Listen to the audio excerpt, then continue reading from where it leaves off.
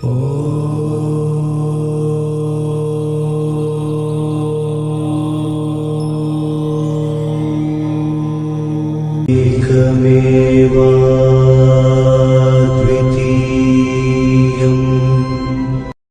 to Takshisala Gurukul channel. If you haven't subscribed to our channel yet, please subscribe immediately, press the bell button and write your comments and feedback. Share with your friends as much as possible. We provide online Kundalini Raja Yoga initiation and Kundali activation in 6 months. Shri Chidananda Guru Nama 1.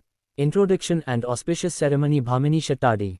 Introductory words, Paramashiva Shanmukhaj Sakala Vancharanenli Yogabodhava, Van Paruthavisi Karuna Tanijnan Sindhu, meaning, Parameshwara bestowed upon Shanmukh, the son of Sukumar, the system of yoga through all the purification ceremonies and the secret of the path of knowledge praised by the Nigamagamas, explaining it through this, Janana Sindhu.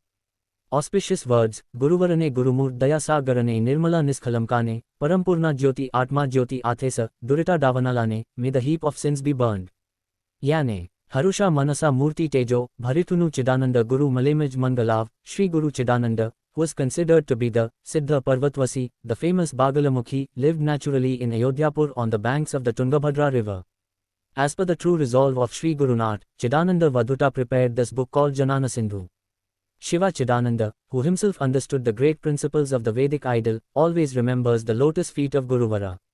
Chidananda Vadhuta, who was reborn by the grace of that kind-hearted Guruvara, tells the universal experience so that the sadhakas can understand it. Having passed away in the beautiful Pada Pankajdham of that great Chidananda Guru, he persuaded and played and enjoyed it, so that the three worlds would benefit the three worlds. Nisam Chidananda Vadhuta, who is equal to Somashekar, wrote that Janana Sindhu he has written. The name of the book is explained as follows: knowing oneself, being filled with one's own experience, self, it was called Janana Sindhu. That is, the devotion to the self, true, which is oneself, not being anything else, is established like an ocean in one's good heart by the consumption of this book. The feeling that by contemplating this book, the seeker becomes the fountain of knowledge. I will be equal to this work, this is the essence of Vedanta. The great words of the Tattvamasyadhi mentioned in the chapters of the Shruti are explained here. Chidananda Vadhuta said the supreme essence, which is beyond time and action and the root cause of all causes.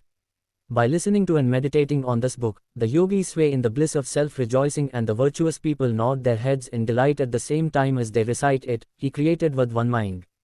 The benefit of the book, here the knowledge of Brahma is mentioned. Even a Chandala who listens to it becomes a Brahman, a younger man becomes a great elder. If a woman knows it, she is not a woman, she is Brahma. A householder who reads and understands this will be happy as a celibate. The country where this book is located is an abode of happiness. In the place where it is read and heard, the gods Rudra, Brahma and others stand with folded hands in devotion and in the excitement of knowing themselves. They forget the business of the origin, existence and dissolution of the universe, and chanting this in the place where they stand, they become free. If a person becomes infected with the knowledge of Brahma, the heap of sins crumbles to the ground and is burned by the sparks of knowledge. The melody that is the seed of bhava burns with the flame of the fire of knowledge of the soul. After the smells are burned by the practice of Brahma and the desire for it, the suffering of birth and death will not touch him. By hearing the sound of the river of knowledge, he will become a Brahma Janani, revered in the three worlds, and will become the independent Brahmaraja himself. 4 types of liberation will result. The 4 types of liberation are: 1. Salokya. This is service to the Guru. 2. Samya. That is, faith in the words of the Guru. 3. Sarupya. That is, meditation on the Guru's form with one's own attention. And 4. Guru Sayujya, forgetting the life and knowing one's true self. The attainment of a truly great Sadguru is a supreme effort, superior to the inert and limited, invisible, and impersonal words. A devotee who worships the feet of the Guru, even though he does not desire anything, all his desires will be fulfilled by themselves. He who believes in the Guru's words will become Brahma. He who gives in to the illusion of doubt in the Guru's words will lose all, he will be far from the path of righteousness. By contemplating this book, even great sins will flow away. The empty words of birth and birth will end. He will become self-sufficient, having abandoned all worries. The main benefit of the book is the acquisition of true devotion, Brahmavishta, for the benefit of those seeking liberation. The famous Chidananda Vadhuta has spoken this Gyan Sindhu with affection for the benefit of those seeking liberation. The essence of the experience of Vedanta is contained in it. All its principles should be believed and read by the devotees. Those who listen to this with devotion will be liberated. Even if a person who is not devoted hears it, devotion will arise in him in the next birth. After that, he will attain liberation by following the feet of the Guru. Do not neglect this for any reason. I have spoken this Paramamrit Sharadi to all clans, castes and religions. There is only one Guru for everyone, and for every Guru clan there is only one Shruti Bhagavati. Everyone should read it with single-minded devotion. One can reach the goal by wandering in this great river of knowledge. In the mountains there is Meru, in the valleys there is Kalpavriksha, in the possession of the gods there is Bagalamukhi, in the knowledge of the soul there is Atmavidya, in the yogas there is Raja Yoga, in all types of liberation there is Jivan Mukti, and in the Gurukul there is Sadguru Chidananda. There should be no difference of opinion about these truths. No linguistic pride. Do not ignore the fact that this book is written in Kannada. The Supreme Being can be expressed in any language. If there are only words in the language and no experience, it should not be valued. The experience of the Supreme Being, which words like Manikya love to assert with love based on experience, should be indirectly experienced by the readers through those words.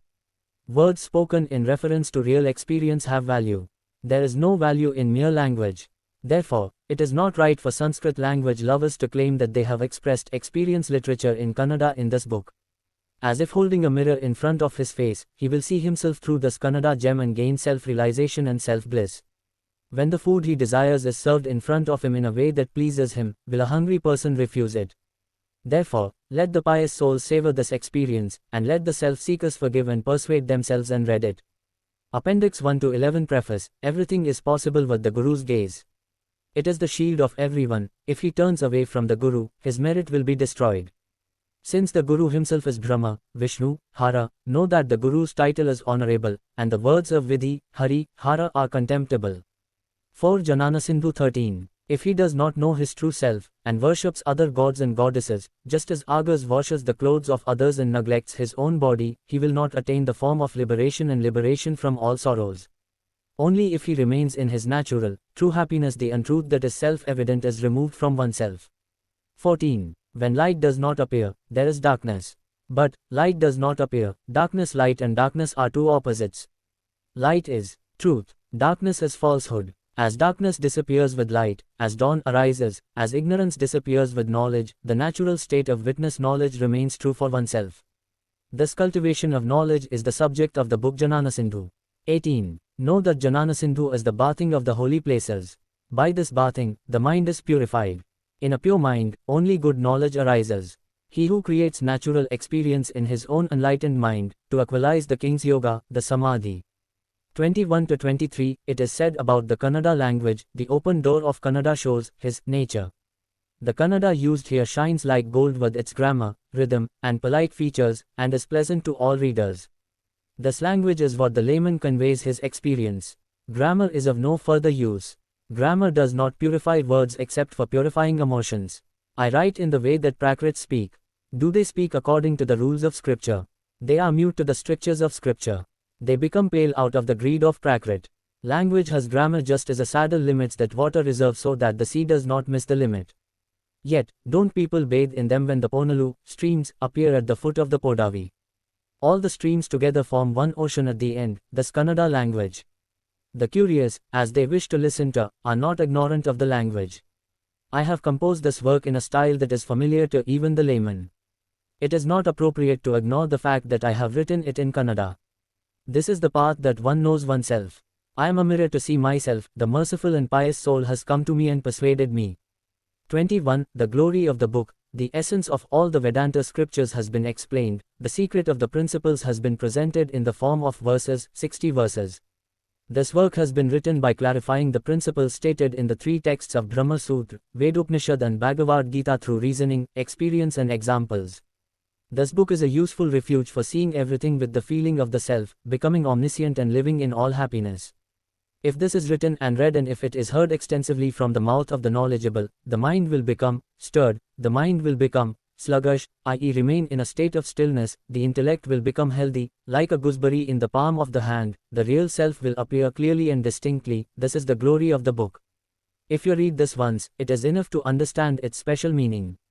The path of the Guru is found by listening.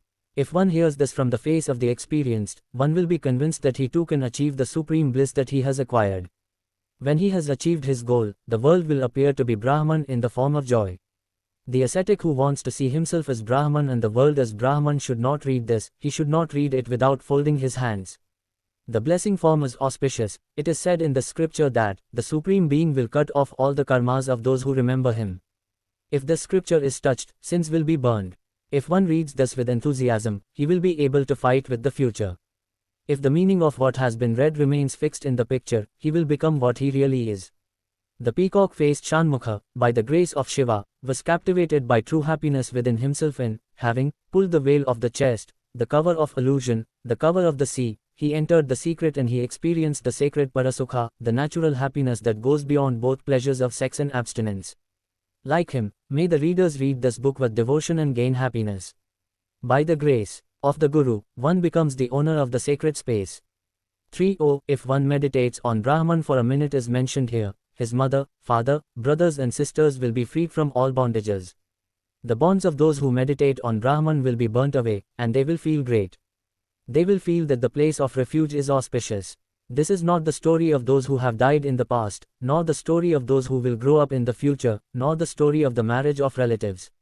This is not the story of suffering in the pride of bondage. By arguing, there are abundant methods in this book to know oneself and experience the happiness of liberation within oneself. Thus I have narrated this by the order of Chidananda Gururaya, the owner of this book.